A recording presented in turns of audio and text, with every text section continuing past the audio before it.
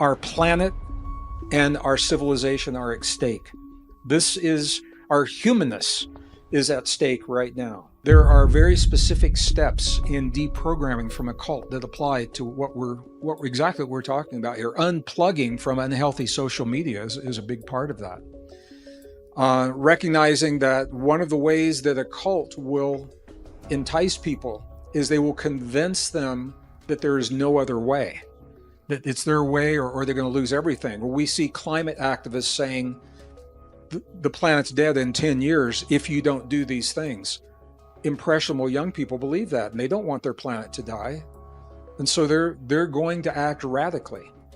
I think we have just seen the result of this in an attempt on the president, from a rhetoric that is inciting people with things that simply are not true about what happens if one man is allowed to move into office. And I'm not saying that man is the best man for the job. What I'm saying is we have seen the consequence of information in the media that has been drilled into the minds and the hearts of vulnerable young people that don't have the maturity to think critically and to question what they're being told. And it is that is driving it. It's destroying our country right now. There is a battle to geoengineer our planet into conditions that, I'll just say it like this, they simply are not good for us as humans. I mentioned this in January of this year. I did a little experiment, and I plugged in all of the geophysical parameters that are the goals of the UN and the WEF. If we meet those carbon goals, if we meet those temperature goals. And I just said, okay, Greg, stop pushing back for a moment, embrace it. What would the world look like? So I ran this on a geologic time scale, and to my astonishment, good and evil is at the foundation of the battle. It sometimes plays out in a way that is kinetic, where we see action, armies against armies, and sometimes it is in a way that is non-kinetic. It's insidious because it is a psychological battle. I know you've talked about this, Sean, on your program. This battle is playing out. We all know there's a battle for our thoughts. There's a battle for our beliefs. There's a battle for our bodies. You know, we've seen that play out over these last few years. But the battle I'm talking about is for something that is even deeper than that. There is literally a battle for our very humanness, because it is through the human body in this world that we access a force that is so rare and so precious and so beautiful and so powerful that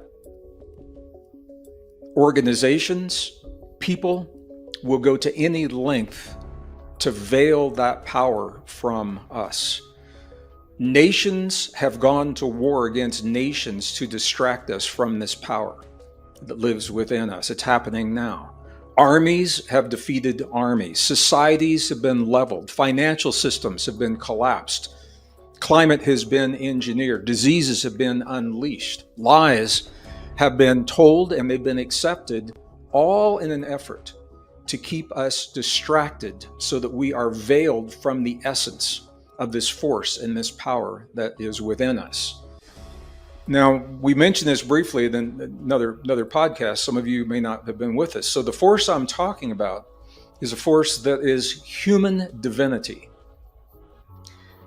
When people hear the word divinity, they often think of religion.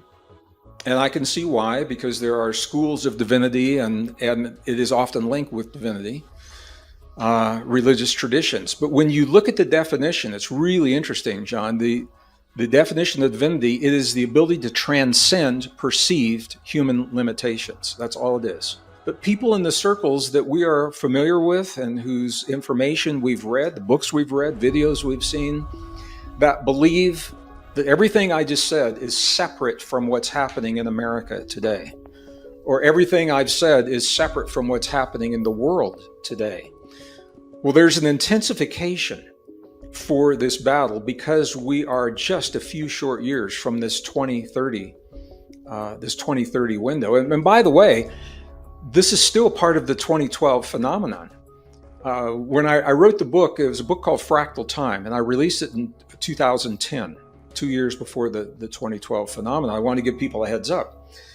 And in that, I identify this phenomenon when a cycle of any kind, a cycle in a human relationship, a marriage, a cycle of health, a cycle of abundance in finance or jobs or cosmic cycles. It's the same thing. When they end, they don't end on a dime. There is a buffer, a window between the time that one cycle winds down and the other one winds up. And there is a factor, a mathematical factor that you can apply to the length of the cycle. If the cycle is 20 years or the cycle is 5,000 years, you apply this mathematical constant and it will tell you the buffer. We talk about that in the book. Well, the buffer for the year 2012, interesting, it's a 36-year long buffer for a cycle that's 5,125 years long. 36 years, 18 years before 2012, 18 years after 2012. And of course, that 18 years after is the year 2030. It also happens to coincide with some cosmological events incoming. A dear friend of mine, dear brother, before he passed, his name was Paul LaViolette, and he was writing about the volley of cosmic radiation that shoots through our universe at very specific intervals of time. And sadly, his work, he didn't see the acceptance during his lifetime that it is now receiving. One of those volleys, you can't nail it to a day or a month, but one of those volleys is a factor of the 5,000-year cycle and the 26,000-year cycle of our precession, the equinoxes. So all to say, there are things converging on the year 2030. The powers that be know that. They're jockeying for position. They're jockeying for power to be in the best place in a number of parameters when that happens. So good and evil. Sometimes it is a philosophic battle. Sometimes it becomes kinetic. What we saw in Israel on October 7th, I was in London the day that it happened, and I saw the raw footage before it started being edited by the networks. And it wasn't about Israelis and Palestinians. This was pure evil that was unleashed in a way that I never thought that I would see in my lifetime. It's not allowed to be seen or even to be known in the United States. Social media platforms won't allow it. Community guidelines won't allow it. Now the mainstream narratives won't allow it. But it was an example of evil rearing its ugly head in a very kinetic manner. You know, when you think about it, kinetic wars happen because people believe in those wars, or the powers that be believe there's a need for them. All of that is based upon the way we've been taught to think. And what's happening right now, I know it's happening, and I'm still in awe of how efficient it is. And John, you've nailed this, and I haven't seen every one of your podcasts. I've seen you talk about this enough. Is that the psychological warfare that is happening in the world through social media, and America is leading the charge on this, is the powers that be know that to meet the goals for this 2030 series of events, America, as America has been in the past, cannot be allowed to exist, because the freedoms that we have been given as a nation, and I'm going to talk about these quite a bit here in just a moment, those freedoms are so rare, they are so precious, and they are so empowering that if the population is allowed to exercise those freedoms, that the visions and the agendas for this 2030 convergence, they can't happen. America, I've actually heard it called the problem of America. The way that this battle is being waged is to destroy America from within. And it is happening in a way, and I'm not saying that everyone who is involved is even aware they're involved. Many in the layers of power are pawns.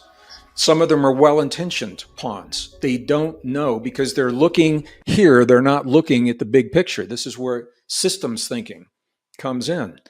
So there is a concerted effort to break the social bonds that have kept America together as a union in our diversity so successfully for such a long period of time.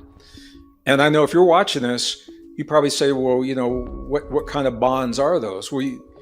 It's been happening for a while, but it kicked into high gear right around 2011, when the battle between the rich and the poor, Occupy movement, the 1% and 99%. Here's where it gets so insidious, is because there is a discrepancy. It does need to be discussed. It can be remedied, but that's not what happened.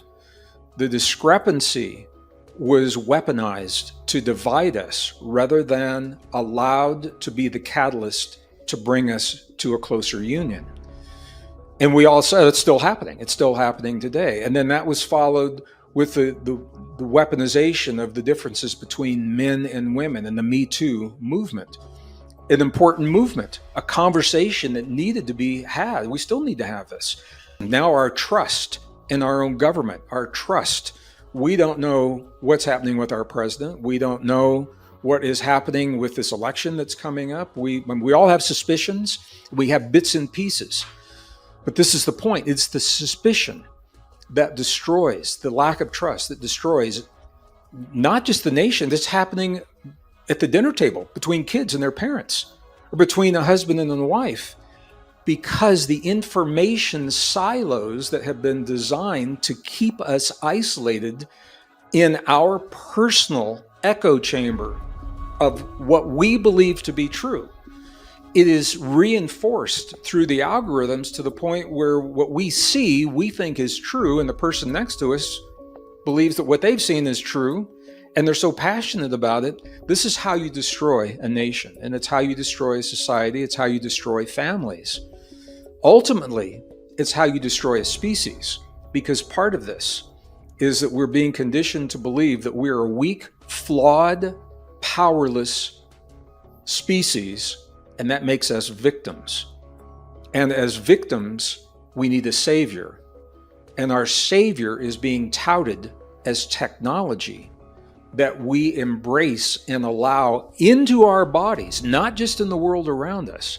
We're being persuaded, convinced, in some cases mandated, to accept technology into our bodies. And here's where this changes, John. We've never seen this before.